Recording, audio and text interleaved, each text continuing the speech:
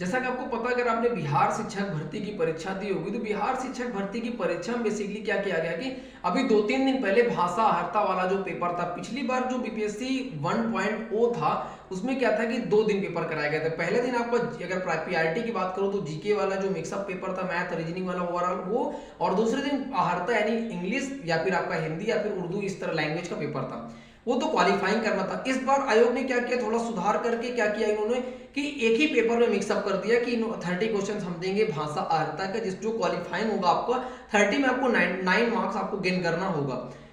Exam हो जाता है, कैंडिडेट्स कहीं ना कहीं उसके लिए प्रिपरेशन पे करते हैं, क्योंकि भाषा अहर्ता में फेल तो आप ओवरऑल 120 में कितना भी स्कोर करे तो आपको फेल माना जाएगा।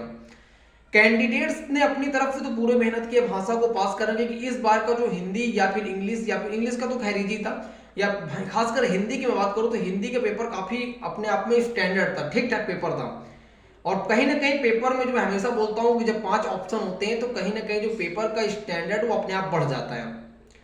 इस बार आयोग ने क्या किया बेसिकली कि एग्जाम होने के बाद कौन ऐसे करता है, आपने क्या किया कि भाषा अहर्ता का जो पेपर है वो 6 से लेकर 12 यानी पीजीटी लेवल तक के उसको शून्य कर दिया, खत्म कर दिया। क्यों? क्योंकि बहुत सारे ऐसे कैंडिडेट बिहार के खास करते जो भाषा के पेपर में फेल थे। पिछली बार का पेपर इतना इजी होने के बाद ऑफिशियल डेटा आपने जारी किया था, बीपीएससी आयोग ने जारी किया था कि 4800 ऐसे कैंडिडेट्स हैं जो फेल हैं। तो क्या इस बार ज्यादा कैंडिडेट फेल नहीं होते, इससे कट ऑफ कम नहीं जाती? लेकिन ये बात आयोग को सोचना चाहिए था। क्यों? क्योंकि बिहार के कैंडिडेट ज्यादातर बाहर होते। इस चीज के चक्कर में उन्होंने क्या किया कि उठा करके अहर्ता को ही समाप्त कर दिया। आप डेली अपडेट के ऊपर अपडेट देते रहते हैं, वहीं पे कैंडिडेट्स अगर कोई आप करें तो चमत्कार, कैंडिडेट्स करें तो आप समझ गया मैं क्या बोलना चाहता हूं। ये कहीं ना कहीं बीपीएससी की हड़बड़ाहट और बहुत जल्दबाजी का नतीजा है, जिसका खामियाजा कैंडिडेट्स को भुगतना पड़ता है। देखिए, आप अगर गलती करते हैं तो आप सुधार कर लेते हैं तुरंत। एक आपने एक ट्वीट डाली ऑफिशियली, उसके बाद आपने ऑफिशियल नोटिस जारी कर दिया, काम खत्म। कैंडिडेट्स को आप एक मौका देते हैं, ये 2 दिन का टाइम है, आप इसमें कर पाते तो कर पाते, नहीं कर पाते तो आपको दोबारा मौका नहीं मिलेगा। और इससे आप लिख देते हैं उसमें आप नोटिस में, इसकी जिम्मेदारी होगी स्वयं कैंडिडेट की होगी। ये कहीं ना कहीं मुझे ऐसा लगता है कि ये कहीं ना कहीं मुझे बुरी भी फील होती है इन चीजों को लेकर के। मैं बीपीएससी आयोग से बहुत प्रभावित भी हूँ, और उत्तर प्रदेश पूरे ओवरऑल इंडिया की बात करूँ तो सबसे अच्छा काम जो कर रही है वो बिहार कर रही है। क्यों? क्योंकि इस टाइम पे कोई भी शिक्षक भर्ती अगर कोई भी स्टेट अगर दे रहा है तो वो सिर्फ बिहार दे रहा, शिक्षक की नहीं, वहां पे बहुत सारी वैकेंसीज दी।